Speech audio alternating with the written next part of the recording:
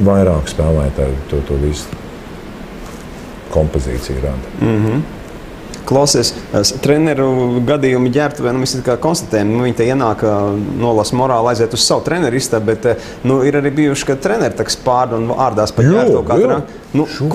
Šups arī ārdās? Trakāks kā Kīnens?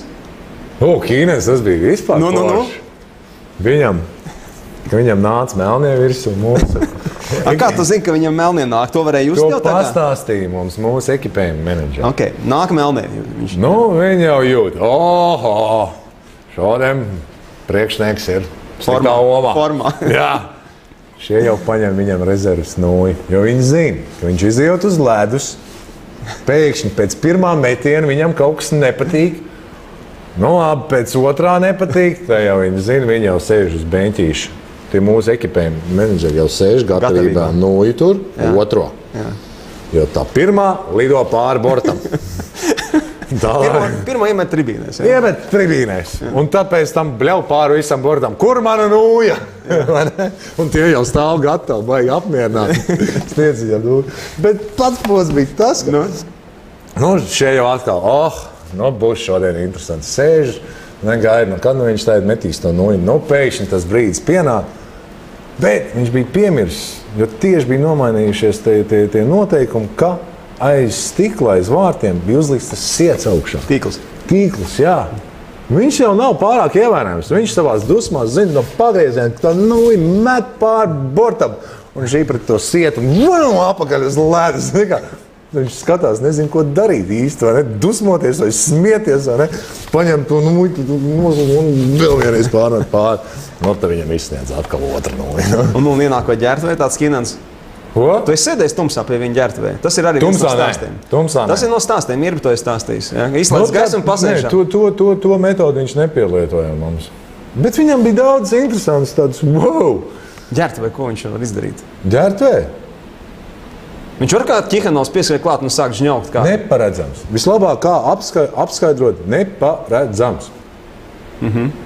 Tu it kā spēlētāji jau domā, tagad nāks treneris iekšā ģērbtuvē, būs lamāšanās. Klusums, ignorēšana, mierīgs. Viņš izsaka kokteilienā. Viņu nevarēja paredzēt. It kā viņam jānāk lamājās, viņš atnāk mierīgi. It kā jānāk tur mierīgam, viņš atnāk lamājās. Mēs pat nesaprotam par ko. Viņam visu laiku, mēs ar Arturu par to runājam, viņš visu laiku spēlētājs turēja tādā nebijības, bet nekad nevarēja paredzēt viņu, ko viņš varēs izdomāt un izdarīt un kādā veidā viņš reaģēs. Tas tāds viegls uzbudinājums rodās. Jā, kas tā ir būs? Nekad nebija tā, ka, šoreiz būs visu labi. Jā, bet laikam tāds miera mika jau arī nevar būt. Ja? Tur jau arī ģērbtuvu guļ. Katram ir savu metodu. Metodu katram ir savu metodu. Es neticu, ka Šuplers ārdās, ka klausies. Šuplers, es nezinu, vai šogad viņš ir tā riktīgi. Jā, šogad mums bija viens salocīts priekšmets. Jā, ir. Tas nav, katru reizi jau tas efekts pazūd. Teiksim, ja katru reizi nāks viņš iekšā un kaut ko lauzīs un šķeidīs, tad pēc 5. reizes jau neviens to nereaģēs uz to. Tā kā, tas tiek izmantots ļoti tādos retos gadījumos. Klau, vai tev ir sanācis piedzīvot, kad ģērbtuvēs hokeju strauda? Jā.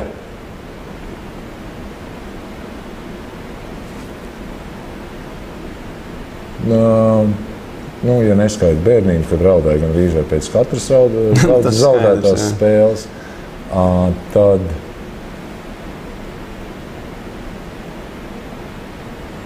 pēc tādām spēlēm play-offos, pēc pēdējās spēles zaudēts. Pēdējā spēle? Jā. Tas tā, izraudies, lai jā. Paliek vieglāk. Jā, tieši ģērbtuvē pēc spēles. Pašam ar sanās? Jā. Un prieka asaras vienīgās bija tās, kas pēc kausa. Tad, vairākiem spēlētājiem, kas jau būtībā, viņiem tās bija pēdējā, ja ne pēdējās sezonas. Un tas bija viņa tāds mērķis, ka viņi to sasniedz. Klau, vai ir sanācis pašam balsi pacelt? tas nozīmē sakliekt uz kādu ģērbtuvē. Nav pašam pēc tam pārmetumu iekšējā. Kāpēc es to darīju? Ja es varbūt tās esmu nekorekti to pateicis un kaut kādā veidā aizvainojis, es cenšos atvainoties, ja tā ir. Bet to pašu domu, ko es vēlējos pateikt, par to es no tās neatskos. Es veidu, kā es varēju pateikt. Jā, daudzreiz es varēju pateikt labāk un ne tik skarbi, varbūt neaizvainojot vai to, bet pati doma ļoti reti, kad es nožēloju to, un man par to ir jāatvainojas. Veidi, jā, dažreiz emocijas iet, un tur var nolamāties, un tādas visas lietas, un tur varbūt kādu asāk pateikt, bet jā, ir gadījies visādi. Es neesmu vienīgais, daudziem spēlētājiem. Tas tā. Pa lamāšanos, kas vēl ģērbtuvē ir.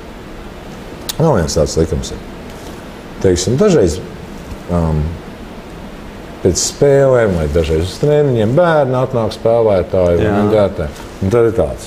Sevišķi, tur meitenes, puiši un viss. Te noteikti pieaugušo sarunas veids. Tātad lamāšanās, dažreiz tēmas ir bērniem nepiemērotas. Pikantas. Jā, varbūt ne tik pikantas, vulgārs. Bet vulgārs varbūt tāds barbariski mežonīgi. Un tad vienkārši spēlētāji jau zina. Ja jūs vediet savus bērnus ģērbtuvē, jūs zināt, ka viņi kaut ko, kas mamām nepatiks, viņi dzirdēs.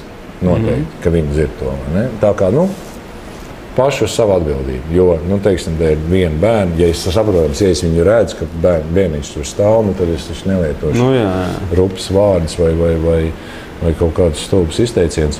Bet, daudzreiz jau neievērot. Ja bērns skraida turp, šurp, pēkšņi tur runā ar kaut kādu spēlētāju, viņš tur stāv un skatās stejiem augšā. Tur es nodevu tādus trīsstāvīgos, ka pat, krievu valodā runājošiem liekas, kārtīgi, vai ne? Un tādēļ tas tāds, ja jūs laižat bērnus, tad viņi dzirdēs to, ko jūs negribējāt, lai dzirdēt. Klau, bet NHL jau faktiski tā ģērbtuve bija savā veidā kā tāda svētnīca, jo nevēl arī tie lozungi, tur tie kārti. Būtībā tiem playoffiem gatavojās jau no pirmās spēles sezonā, un arī ik pa brīdim no kaut kādiem akcentiem uz sienām kaut ko tur lipina. Vai ne? Jā. Kas ir tāds bijis pārsteidzošākais, kas standarts tur 16 uzvaras līdz play-offu lielajam kausam, bet visu laiku mēģina atrast kaut kādu tādu saukli, teiksim, kas pacels šo komandu uz nākošo līmeni. Saukļi nav būtiski. Tu zini šo saukļus, kas šeit stāv? Šeit? Te ir daži. Es viņus esmu izlasījis, bet tie ir tādi. Teiksim, ja viņi būtu ar lieliem burtiem uz sienas kaut kur, tu katru dienu viņus redz. Bet ir jau ģērbtuves, kur to liek? Jā, ir. Bet tie ir tādi, un tā ir savu veidu psiholoģiski kaut kāda sagatavošana, ietekmēšana un atgādināšana. Zemapziņā it kā nosēdina to mērķi. Jā. Vai viņi tiek izmantot visu laiku? Nē. Noteikti nē. Un play-offos tur jau iet vairāk tā. Ļoti pragmatiski, ļoti koncentrēti spēlētāji, komanda, taktika, stiprās, vājās puses sagatavošanās. Plus vēl pašu emocionālais noskaņojums pirms spēlē. Klau, ir tā, ka šajā laikā, kamēr tu spēlē Dinamo, tu var teikt, ka ir vismaz viena spēle bijusi, kuru komanda ir uzvarējusi spēles gaitā ģērbtuvē. Ģērbtuvē? Ienāca ar tām galvām, kas tā ļenganas ir, un iznāca un padarīja. Nē. Vai mēs to zinājām pirms iešanas ārā? Nē. Nē. Pēc tam var skatoties apakaļ. Labi, mēs šoreiz noreaģējām tā, ka un sanāca. Jā. Bet pirms tam ejot ārā, pēc otrā, teiksim, vai pēc pirmā perioda, it kā var tā minot noteikti, it kā var savāties un būs labi, bet to tikai pēc spēles var pateikt. Tā spēles laikā grūti ir sagriezt ģērbtuvē. Respektīvi, tā pagriezt komandu ģērbtuvē, ka faktiski Nu, tur diena pret nakti samainās. Jo tas vagons jau